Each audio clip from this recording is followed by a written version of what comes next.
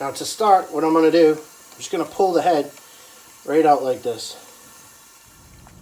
Hook up, hook up. Yeah, buddy. Listen to that. Woo-hoo. What's up, guys? Welcome back to another episode of Wally Outdoors. On today's episode, we got something kind of special for you here. Calamari. We're going to be cleaning some of these bad boys up. I'm going to show you my technique of cleaning squid, freshly caught squid. We just caught them last night.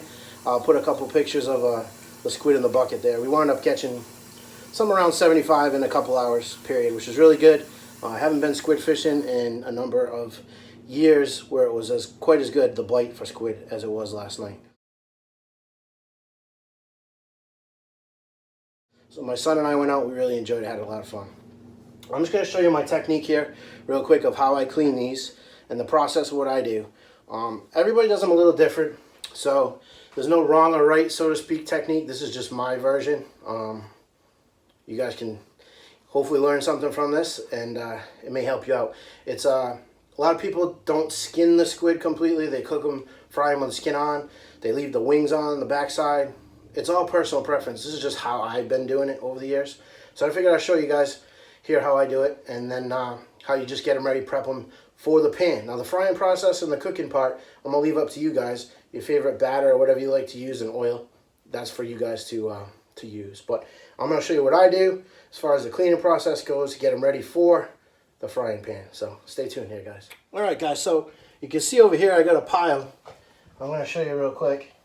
This is just a pile here of heads as I've been going along. This is the heads. You see the two longer tentacles there.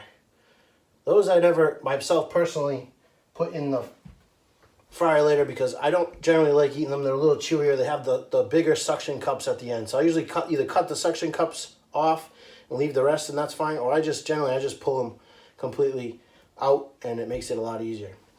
On the floor here by my feet, in this bucket, as you can see, I've already been hard at work. That's basically where I'm putting all the squid entrails and the things that we're not going to eat. And I save that stuff for future to use as chum in a chum pot for fishing and such. I also save a lot of these heads here, which you see, for fishing as well, because that's some of my favorite sea bass fishing bait right there, as well as other species of fish. So I'm going to take a squid out here, and I'm going to show you the process of what I do and how I go about it. Turn the water on here slightly. Now it's key to have running water when you're doing this, and you're going to see why here in just a second. So I'm going to take, I got a bigger one here in the sink, so I'll use this guy. Now to start, what I'm going to do, I'm just going to pull the head right out like this. Pull the head right off. Now I'm going to put the head in a pile, and I'm going to show you what we do with this after. From here, I'm going to put this in the running water, and I'm going to squeeze quite a bit of that ink out. You guys are going to see this here. It's quite a bit of ink still coming out. The actual ink is in the back of the squid right here. So you got the two fins here, as you can see, and the ink is actually down in here, and that's where it comes from, and it squirts out. You can see the ink starting to come out here over the top. So I'm going to get as much of this ink out, keep the water running slow, and you can see a lot of ink coming out of this squid here. Once I get quite a bit of that out, it's just going to save me some of the mess as I'm dealing with it later.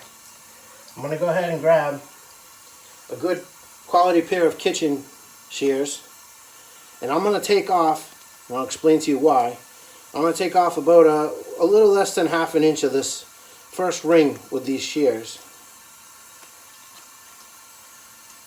Take that off. Now I cut through the quill, which runs along the back side here, or what you would, I guess, call the spine of the squid. It's not really. They have an endoskeleton, which I'm going to show you right here in just a second what that looks like. But I just cut that one little ring off the top. Now, I personally, this ring I just cut off here, I don't generally save this to put in with my rest of my batch for frying. The reason I don't is because this is a little bit chewier piece here up on the end, and it's not necessarily the piece I like to put within my food. So you can either save that if you want. You'll have to take that little tiny piece of quill out that's right there. Hopefully you guys can see that. There's a little plastic looking like piece. That's your quill, and that's going to come out, your endoskeleton. So you could save that piece and take the skin off if you want. You don't have to take the skin off. Like I said, it's all personal preference. For me, that's going to go out in this bucket right here, which I'm going to save for my chum pot. Now, one more time, I'm going to go ahead in here with this water, squeeze that out, get as much of that ink going out as I can. Now I take my thumb and my first finger here, and as you can see, I'm going to slowly start peeling the skin down, like this. Now this is the process of the part that I do to make it more like restaurant quality that other people might not. The skin peels down real nice. If you put your finger inside the tube here like this, that's what's going to hold that, give you a good grip so you can peel the skin down. If you don't, this skin's really slimy and your hands just slide off it. So what I'm going to do once I get the skin down here, you got your two wings here on each side. Now, again, this is personal preference. To me, these are very chewy, so I don't generally save those either. They go in my chum pot too. You're going to have a lot of rings here depending on how many you catch. So that to me is not waste. I'm just going to use it either for bait or in my chum pot. But once you get down to the skin down part here, you can see as I'm separating it, this wing will pull right off on one side. And it will pull right off on the other side. And as your wings come down, I'm going to rotate that tube around. You can see you got a nice fully skinned tube. Just pop that off with your hand. And this is going to go right in the chum pot next time I go fishing. Here's my tube. Here's where it gets cool. So inside here, you're going to pump that out again one more time, a little fresh water, so you're not getting ink on your hands in case there's some in there. Squeeze a little bit of water out. Right here, hopefully you'll see this. It's very tough to see probably on the camera too, but there's your quill. You can feel it with your finger. So I take my finger, my first finger, and I'm going to reach in there and I'm going to push my thumb, force it in. You can actually see this line right here. That's where the quill goes on the back side where the wings were on this side. Now I'm going to push my finger in there and get a hold of that quill. Then I'm just going to slowly stop pulling. And as you see, that quill almost looks like a feather. It's really cool. It just comes right out of that tube and then you're good to go, other than taking the rest of the ink sac and any other innards that might be inside there right out. Put that in my chum pot. Make sure there's nothing else in there. Let's see here. There we go. Just a little bit left in there. And I'm going to rinse this bad boy out and show you what you're left with here. So here we go. Beautiful, clean, restaurant quality calamari tube. And you're obviously going to cut these up in rings as you go. Get them ready for the pot. But here, I have a whole bunch of them already cleaned up. And I have a head here I'm going to show you how to do in just a second. And I put this in water with a little bit of kosher salt. Fill it up so the water goes over the top of it. And leave it in the fridge for 24 hours. Salted pretty good. When you take them out of the fridge the next day, you're going to rinse them off real good with clean, fresh, cold water. And they're going to turn a little bit softer for you so they're not quite as chewy when you go to fry them up. Let's move on and I'll show you the head here and how that works. Alright guys, so I got one of the longer heads here. As you can see, it's got these two real long tentacles here. Now these two long tentacles are the ones, like I said, have the big suction cups on them.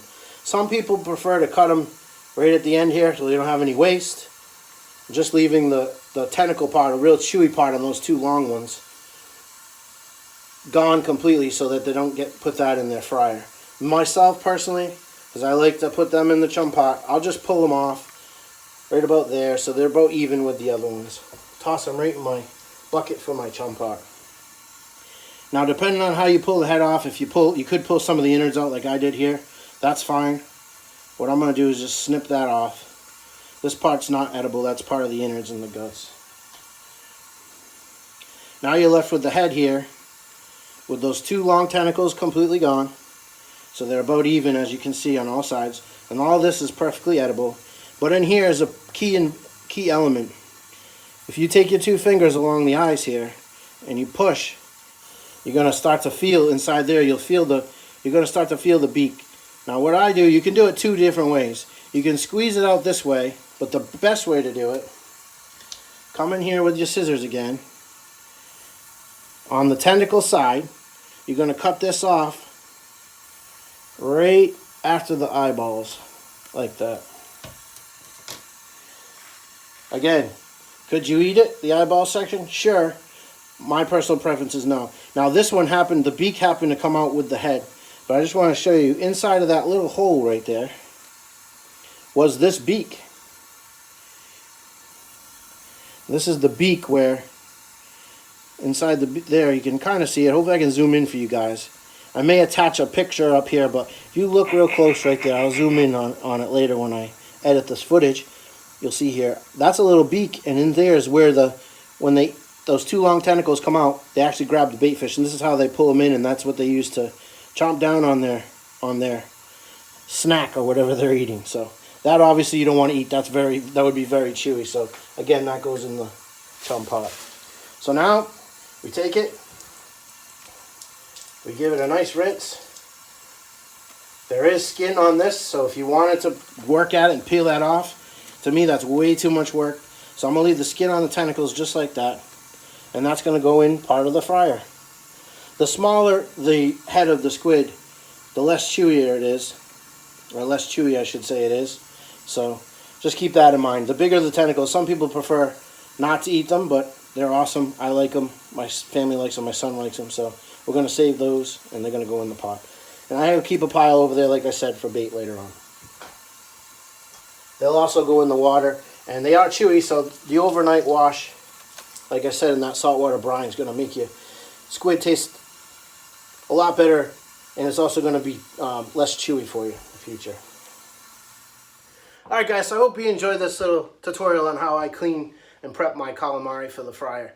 I'm going to go get a batch ready to go because it was really good. Last night, my wife and I cooked some up. It was awesome. So, like I said, I'm not going to share any recipes with you. If you want a recipe or something in the future, let me know. Put a comment down the bottom.